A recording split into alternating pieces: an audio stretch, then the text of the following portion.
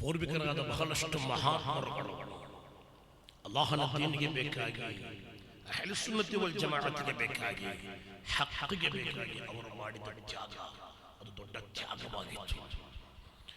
ಬಹಳಷ್ಟು ತ್ಯಾಗಗಳನ್ನು ಅವರಿಗೆ ಅನುಭವಿಸಬೇಕಾಗಿ ಬಂತು, ಬಹಳಷ್ಟು ಕಷ್ಟಗಳನ್ನು ನಷ್ಟಗಳನ್ನು ಅನುಭವಿಸಬೇಕಾಗಿ ಬಂತು.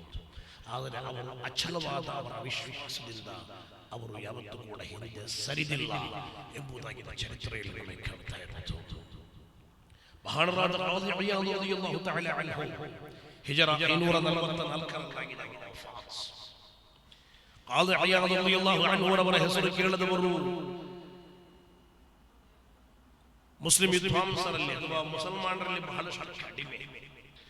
ಆಶಿಕರ್ ರಸೂಲಾದ ಒಬ್ಬ ವ್ಯಕ್ತಿ, ಹುಜೂರ್ ಅಕ್ರಮ್ ಸಲ್ಲಲ್ಲಾಹು ಅಲೈಹಿ ವಸಲ್ಲಂ ಅವರೊಂದಿಗೆ ಸಂಪರ್ಕವಿರುವ ಒಬ್ಬ ವ್ಯಕ್ತಿ, ಅವರು ಕಾದಿ ಇಯಾದ್ ರಲಿಯಲ್ಲಾಹು ಅನ್ಹು ಅವರ ಅಶ್ಶಿಫಾ ಎಂಬ ಗ್ರಂಥವನ್ನು ನೋಡದೇ ಇರಲಿಕ್ಕೆ ಸಾಧ್ಯವಿಲ್ಲ.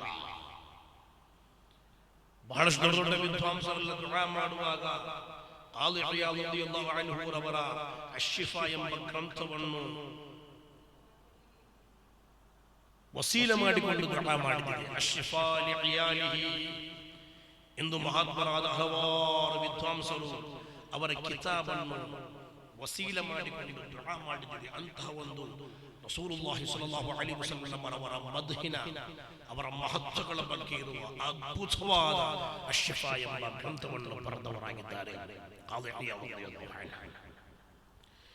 ನೈಜೀರಿಯಾದಲ್ಲಿ ದಾವತ್ ನಡೆಸಿದ ದೊಡ್ಡ ವಿದ್ವಾಂಸರವರು, ಆಫ್ರಿಕಾದ ಹಲವು ಕಡೆಗಳಲ್ಲಿ ದೊಡ್ಡ ಕಾದಿಯಾಗಿದ್ದರು. ಆದರೆ ಇಬ್ನ್ ತುಮರತ್ ಎಂಬ ಒಬ್ಬ ರಾಜ ಇದ್ದ. ಅವನ ವಾದವಾಗಿತ್ತು, ನಾನು ಇಮಾಮ್ ಮಹದಿ ಎಂಬ ವಾದ, ನಾನೇ ಇಮಾಮ್ ಮಹದಿ ಎಂಬ ಒಂದು ವಾದ ಅವನಿಗೆ. ಅದಕ್ಕೆ ಮಹಾನರಾದ ಕಾದಿ ಇಯಾದ್ ರಲಿಯಲ್ಲಾಹು ಅನ್ಹು ಸಪೋರ್ಟ್ ಮಾಡಲಿಕ್ಕೆ ಹೇಳಿದ.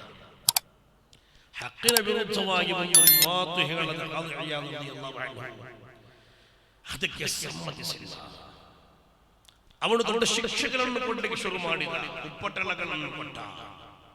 ಉಪ್ಪಟಳ ಕೊಟ್ಟು ಕೊಟ್ಟು ಕೊಟ್ಟು ಕೊಟ್ಟು ಕೊಟ್ಟು ಕೊನೆಯದಾಗಿ ಮಹಾನರಾದ ಕಾದಿ ಇಯಾದ್ ರಲಿಯಲ್ಲಾಹು ಅನ್ಹು ಅವರನ್ನು ನಿಷ್ಠೂರವಾಗಿ ಕೊಂದು ಬಿಟ್ಟ. ಕೊಂದ ಬಳಿಕವೂ ಕೂಡ ಇವನ ಕೋಪ ತಣಿಯಲಿಲ್ಲ. ವದಫನೂಹಾ ಬಿಮಕಾನಿನ್ ಮಜ್ಹೂಲ್, ಯಾರೂ ಇಲ್ಲದ ಒಂದು ಸ್ಥಳದಲ್ಲಿ ಹೋಗಿ ದಫನ್ ಮಾಡಿದ. ಬಿಲಾ ಸಲಾತ್ ವಲಾ ಕಫನ್, ಜನಾಜ ಸ್ನಾನ ಮಾಡದೆ, ಕಫನ್ ಬಟ್ಟೆ ಹಾಕದೆ, ಒಂದು ಮಜ್ಹೂಲಾದ ಜಾಗದಲ್ಲಿ, ಯಾರೂ ಇಲ್ಲದ ಒಂದು ಪ್ರದೇಶದಲ್ಲಿ, ಅವ್ಯಕ್ತವಾದ ಒಂದು ಜಾಗದಲ್ಲಿ, ನಿಗೂಢವಾದ ಒಂದು ಪ್ರದೇಶದಲ್ಲಿ ಅವನೇನು ಮಾಡಿಬಿಟ್ಟ, ದಫನ್ ಮಾಡಿಬಿಟ್ಟ. ಅವನೊಬ್ಬ ಮುಸ್ಲಿಂ ರಾಜನಾಗಿದ್ದವನು. ಆದರೂ ಕೂಡ ಅವನು ಹೇಳಿದಾಗಿ ಕೇಳಿಲ್ಲ ಎಂಬ ಕಾರಣಕ್ಕೆ, ಅವನ ತಾಳಕ್ಕೆ ತಕ್ಕಂತೆ ಕುಡಿದಿಲ್ಲ ಎಂಬ ಕಾರಣಕ್ಕೆ, ಇವನ ಬಿದ್ಅತಿಗೆ ಸಪೋರ್ಟ್ ಮಾಡದ ಕಾರಣಕ್ಕೆ, ಅಹ್ಲು ಸುನ್ನತಿ ವಲ್ ಜಮಾಅತ್ ಹಕ್ಕಾದ ರೀತಿಯಲ್ಲಿ ಹೇಳಿದರು ಎಂಬ ಕಾರಣಕ್ಕೆ ನಿಷ್ಠೂರವಾಗಿ ಕೊಲೆ ಮಾಡಿ, ಜನಾಜ ಸ್ನಾನ ಮಾಡಿಸದೆ, ಜನಾಜ ನಮಾಜ್ ಕೂಡ ಮಾಡಿಸದೆ ಹೋಗಿ ದಫನ್ ಮಾಡಿಬಿಟ್ಟ. ಅಲ್ಲಿಯೂ ಕೂಡ ಇವನ ಕೋಪ ತಣಿದಿಲ್ಲ. ಆ ಜಾಗವನ್ನು ನಸ್ರಾನಿಗಳಿಗೆ ಕೊಟ್ಟ. ಅವರ ಸ್ವಲೀಬುಗಳನ್ನು ನಡಲಿಕ್ಕೆ ಬೇಕಾಗಿ ನಸ್ರಾನಿಗಳಿಗೆ ಮಾರಿಬಿಟ್ಟ ಅಂತ ಕಾಣ್ತಾ ಇದೆ. ಎಷ್ಟೋ ವರ್ಷಗಳ ಬಳಿಕ ಕಾದಿ ಅಬೂ ಇಸ್ಹಾಕ್ ಅಸ್-ಸಬ್ಬಾಗ್ ರಲಿಯಲ್ಲಾಹು ಅನ್ಹು ಹಿಜರ 712ರಲ್ಲಿ, ಸುಮಾರು 180 ವರ್ಷಗಳ ಬಳಿಕ ಆಗಿದೆ. ಅಬೂ ಇಸ್ಹಾಕ್ ಅಸ್-ಸಬ್ಬಾಗ್ ರಲಿಯಲ್ಲಾಹು ಅನ್ಹು ಆ ಸ್ಥಳವನ್ನು ಕಂಡು ಹಿಡಿದು ಅಲ್ಲಿ ಆ ಸ್ಥಳವನ್ನು ಪರ್ಚೇಸ್ ಮಾಡಿ, ನಂತರ ಅಲ್ಲಿ ಧಾರಾಳ ನಮಾಜುಗಳನ್ನು, ಕುರ್ಆನ್ ಖತಮ್ಗಳನ್ನು ಓದಿ ಆ ಸ್ಥಳದಲ್ಲಿ ಮಕ್ಬರ ಕಟ್ಟಿದರು ಎಂದು ಚರಿತ್ರೆಯಲ್ಲಿ ಕಾಣ್ತಾ ಇದೆ. ಪೂರ್ವಿಕರಾದ ವಿದ್ವಾಂಸರನ್ನು ಈ ರೀತಿ ಅತ್ಯಂತ ಕ್ರೂರವಾಗಿ ಕಂಡ ಚರಿತ್ರೆಗಳು ಧಾರಾಳವಾಗಿ ಕಾಣ್ತಾ ಇದೆ.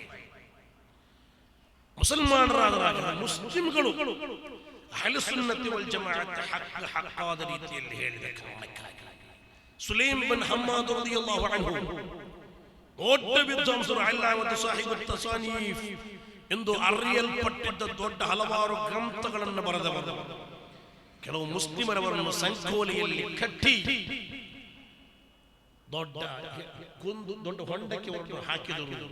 ಹೊಂಡಕ್ಕೆ ಹಾಕಿ ಅದರ ಮೇಲೆ ಮಣ್ಣು ಹಾಕಿಬಿಟ್ಟರು. ಬಿಲಾ ಕಫನ್ ವಲಾ ಸಲಾತ್, ಕಫನ್ ಮಾಡದೆ, ನಮಾಜ್ ಮಾಡದೆ, ಸ್ನಾನ ಮಾಡಿಸದೆ ಆ ರೀತಿ ನಿಷ್ಠೂರವಾಗಿ ಕೊಂದು ಅವರನ್ನು ಏನು ಮಾಡಿದರು, ದಫನ ಮಾಡಿಬಿಟ್ಟಿರುವ ಚರಿತ್ರೆಗಳಿವೆ. ಬಹಳಷ್ಟು ಚರಿತ್ರೆಗಳಿವೆ.